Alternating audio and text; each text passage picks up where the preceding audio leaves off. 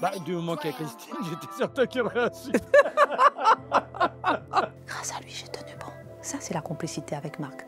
Voilà, et dans la joie, car foncièrement, c'est ça. Par contre, il parle beaucoup. Hein. Sauf à l'antenne ou juste- petit créneau. Justement, parce Petit que... créneau.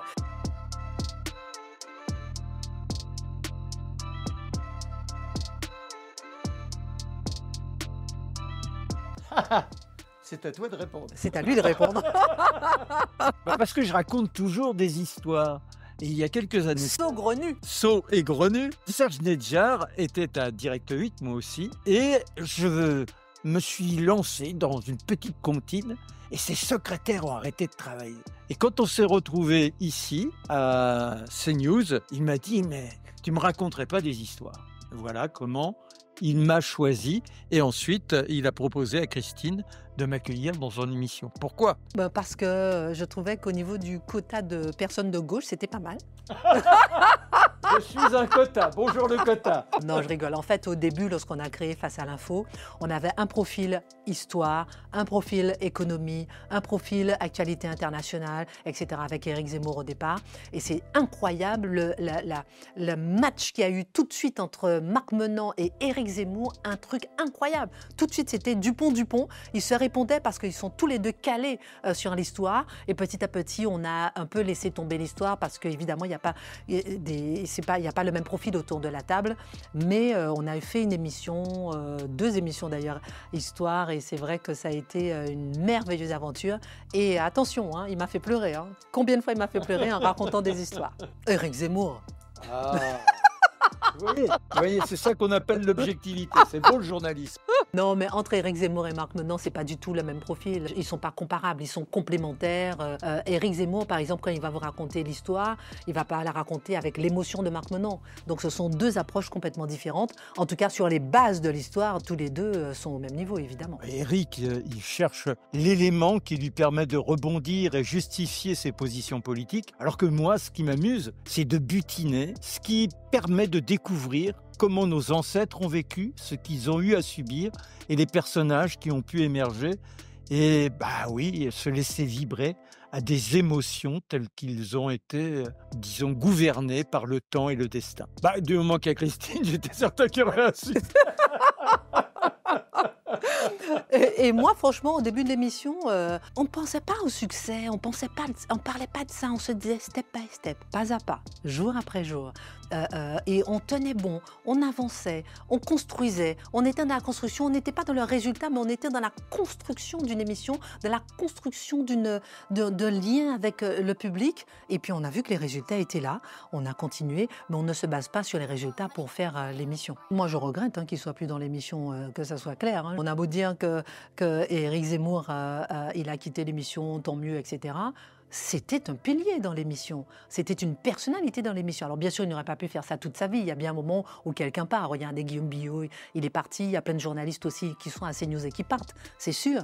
Mais il apportait quelque chose de particulier. Et après, évidemment, rien n'est définitif dans la vie. Et puis, en tant qu'homme politique, il fait sa carrière, c'était son choix. Voilà, non, mais c'est un personnage, c'est quelqu'un qui vous emporte, il peut vous irriter. Ce qui est formidable avec lui, c'est qu'il y a toujours la possibilité de l'échange.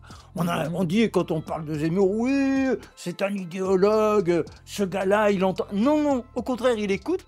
Et quand on lui fait remarquer qu'il s'est trompé, qu'il a été trop loin, on sent que ça le bloque un peu, mais néanmoins, il finit par rebondir et chercher simplement à se justifier. Disons que c'est le principe de la dialectique, c'est la jouissance de la guerre des mots. Et je pense que c'est pour ça que j'ai toujours été à l'aise avec lui, parce qu'il ne te juge pas sur ta façon de penser.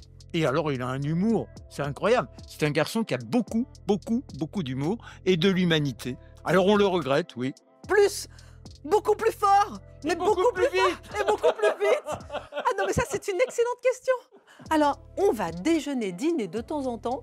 Mathieu Bocoté, il tape sur la... Ouais, bam, bam, bam, il parle plus vite, plus fort. Personne ne peut en placer une. Ça, on vous le dit entre nous. Chut, vous le répétez pas. Mais quand il est à l'antenne, c'est vraiment... Il est au ralenti. Faites-moi confiance. Hein. Faut pas le croiser au dîner. Hein. Il a fallu que j'arrive à cet âge-là pour avoir quelqu'un qui parle plus fort que moi.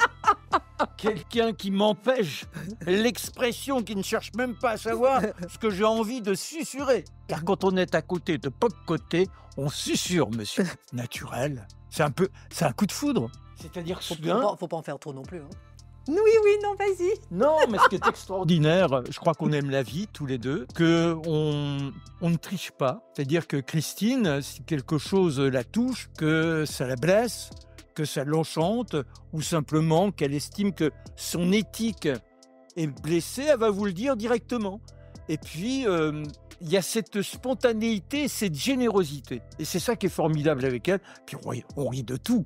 C'est-à-dire qu'on a l'impression qu'on est encore dans cette époque de la prospérité où les uns et les autres se respectaient tellement qu'ils pouvaient s'écorner, qu'ils pouvaient se taquiner, et il n'y avait pas d'offense. Et ça vous donne un élan, nom de Dieu. Le 9 octobre 2023, j'arrive à la rédaction et je dis à Marc, c'est bon, j'arrête, je peux pas. Après le 7 octobre, on venait de découvrir les premiers pogroms. Et là, je dis, je peux pas, j'arrête, je rends ma carte de journaliste, je ne peux pas. Je ne peux pas vivre ça, je ne peux pas supporter ça. Et Marc Menon se lève, il me regarde, il me dit, Christine, le téléspectateur a besoin de toi, sois forte, laisse ça de côté. Je comprends que ça puisse te toucher. Il faut absolument que tu sois au-delà de ça. Regarde-moi bien, avance, ne te laisse pas toucher par ça. Grâce à lui, j'ai tenu bon. Ça, c'est la complicité avec Marc. Authenticité, fidélité, respect mutuel. Voilà, et dans la joie, car foncièrement, c'est ça. Par contre, il parle beaucoup. Hein. Sauf à l'antenne ou créneau. Justement, parce Petit créneau. qu'il a du charisme, il parle beaucoup, monsieur. Mais on l'aime comme ça.